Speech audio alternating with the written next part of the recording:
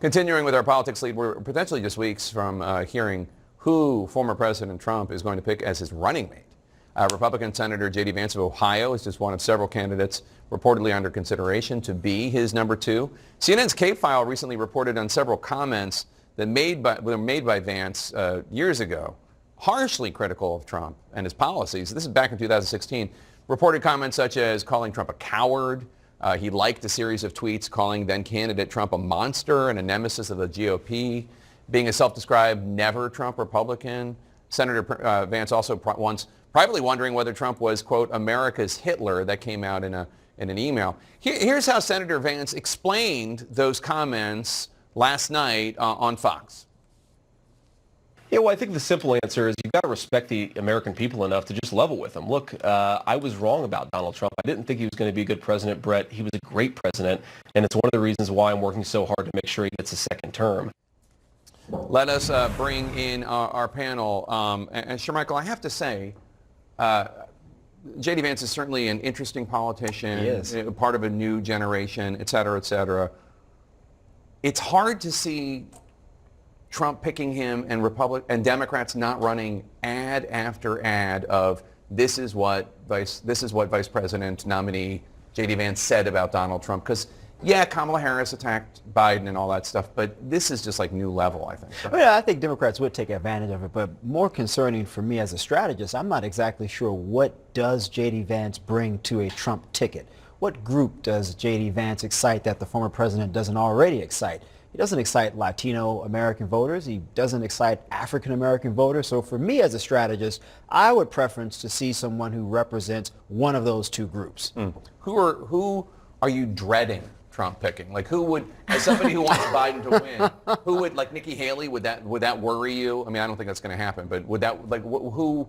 Yeah, I mean, that really attracts her voters, these people that voted for her that he's having such a hard time getting to. To your point, there's a real deficit of people that he needs to attract, and I don't think any of the people that have been out there really do it for him and really bring in those other groups of people. But I do think Nikki Haley is probably the person that Democrats would dread the most. So let's talk about others in the race. Axios has tallied up quite a busy schedule for North Dakota Governor Doug Burgum.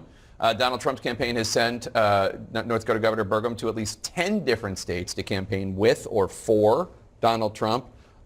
They clearly see him as an effective surrogate. You heard Senator Kramer, perhaps not surprisingly, from North Dakota, saying that he would be a really good pick. What do you think? Yeah, I think of the people that have been released, they're being vetted or the campaigns announced are vetting. I do think he's probably the best pick. I think that he probably is the more tolerable person. He's sort of like a Mike Pence. He has, moderate-ish views. I think he's done a lot to court himself to Donald Trump the past couple of years, but I do think he probably, if you're looking at who could be vice president, I think he fits the bill. He definitely, appearance-wise, fits the bill. We know that you're very loyal to Dr. Ben Carson. I am. That is my guy, Jake. He's your guy. If Dr. Carson doesn't get the pick, and I know that Donald Trump really likes him, really respects him, but if he doesn't get the pick, who's your second? Senator Tim Scott. Yesterday, I was at an event, Juneteenth celebration at the Library of Congress that Senator Scott put on. One of my good friends, Xavier, who works for him, organized this thing. Mostly African Americans there, not all Republicans, some Democrats as well who just wanted to come to the event.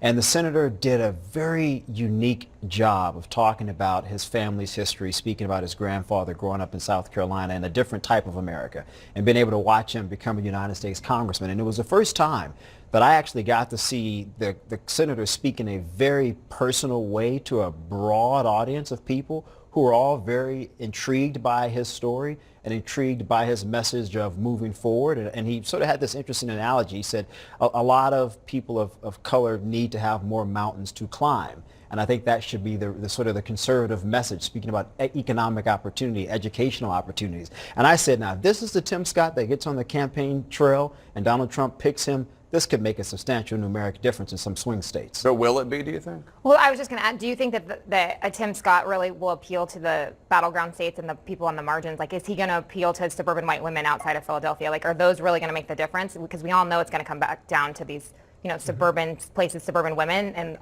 reproductive rights. And I'm just wondering if a Tim Scott will cut the mustard for him there and make make a big difference. Look, that's a good point. I think some suburbanites may look at Senator Scott and say, look, this is someone who's measured.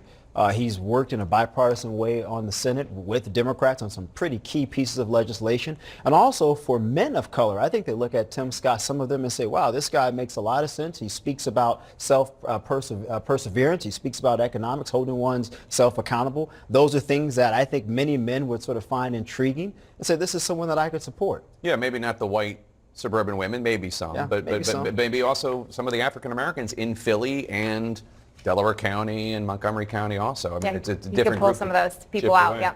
Senator Lindsey Graham was on Fox last night. This just to change the subject completely, but on the South Carolina tip here. He made this accusation about President Biden's border policies. Take a listen. The next time you hear the word felon in this election, I think the felon in this election is Joe Biden. What he's doing to the country is criminal. The crime in this election cycle is the crime of Joe Biden against the American people. What happened to Trump in New York was a bunch of BS. What do you think? I mean, Joe Biden has not been convicted or charged with a felony, so I'm a little confused where he's coming from. Also, the FBI put out stats not too long ago that the crime rate's actually going down, so I'm very confused what he's talking about. But I think this is just a way to more muddy the waters. But Joe Biden is not a felon, has never been charged with a felony, so it's just more murking the waters for Donald Trump. Sure, Michael, what do you make of what's going on in that Virginia congressional race where Congressman Bob Good, who is very, very conservative, but endorsed Ron DeSantis in the primaries. Now Trump endorsed his challenger, McGuire, who last time I checked is up 300 or so votes. Yes, They're still counting ballots.